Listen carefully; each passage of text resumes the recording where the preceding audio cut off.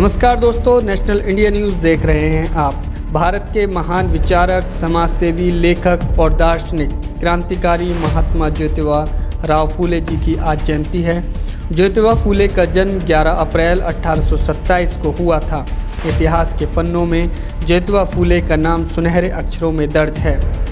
ज्योतिबा फूले भारतीय समाज में जातिगत आधारित विभाजन और भेदभाव के कट्टर दुश्मन थे। महिलाओं को पुरुषों के समान शिक्षा दी जाए, महिलाओं की स्थिति को सुधारने और उन्हें अपनी स्वयं की पहचान बनाने के लिए ज्योतिबा फूले ने 1854 में एक स्कूल खोला।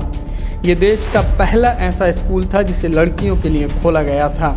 लड़कियों के लिए खोले गए स्कूल में पढ़ाने के लिए जब उन्हें कोई महिला टीचर नहीं मिली तो उन्होंने अपनी पत्नी को पढ़ाया और इस योग्य बनाया ताकि वो दूसरों को शिक्षा दे सकें। महिलाओं के उत्थान में किए गए कामों में कुछ लोगों ने बाधा डाली और उनके पिता पर दबाव बनाकर पत्नी समेत उन्हें घर से बाहर निकलवा दिया। इन सब के बावजूद ज्योतिबा राव का हौसला डगमगाया नहीं और उन्होंने लड़कियों के 3 स्कूल खोल दिए। दोस्तों, अब आपको बताते हैं महात्मा ज्योतिबा राव फूले के ऐसे 10 विचार जिन्हें जानना आपके लिए बहुत ज़रूरी है। विद्या बिना मति गई, मति बिना नीति गई, नीति बिना गति गई, गति बिना वित्त गया, वित्त बिना सूद गए, इतने अनर्थ एक अविद्या ने किए। भारत में राष्ट्रीयता की भावना का विकास तब तक नहीं होगा जब तक खान पान एवं वैवाहिक संबंधों पर जातीय बंधन बने रहेंगे। ब्राह्मण दावा करते हैं कि वो ब्रह्मा के मुख से पैदा हुए हैं, तो क्या ब्रह्मा के मुख में गर्भ ठहरा था? क्या महामारी भी ब्रह्मा के मुख में आई थी? और अगर जन्म दे दिया तो ब्रह्मा ने शिशु को स्तनपान कैसे कराया? मंदिरों के देवी देवता ब्राह्मण का ढकोसला है।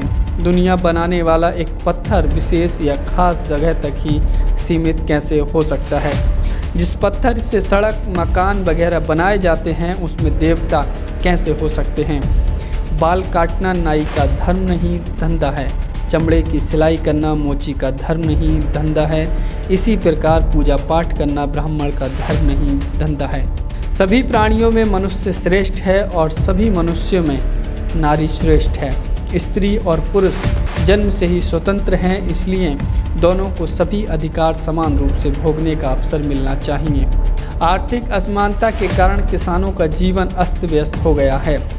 यदि आज़ादी, समानता, मानवता, आर्थिक न्याय, शोषण रहित मूल्यों और भाईचारों पर आधारित सामाजिक व्यवस्था का निर्माण करना है तो असमान और शोषक समाज को उखाड़ फेंकना होगा। अनपढ़ अशिक्षित जनता को फंसाकर वे अपना उल्लू सीधा करना चाहते हैं और ये वे प्राचीन काल से कर रहे हैं। इसलिए आपको शिक्षा से वंचित रखा जाता है। स्वार्थ अलग अलग रूप धारण करता है, कभी जाति का तो कभी धर्म का। तो दोस्तों, कैसे लगे आपको महात्मा ज्योतिबा राव फूले के विचार? इस स्टोरी में सिर्फ इतना ही। आपकी क्या राय है दोस्तों? कमेंट करके ज़रूर बताइएगा।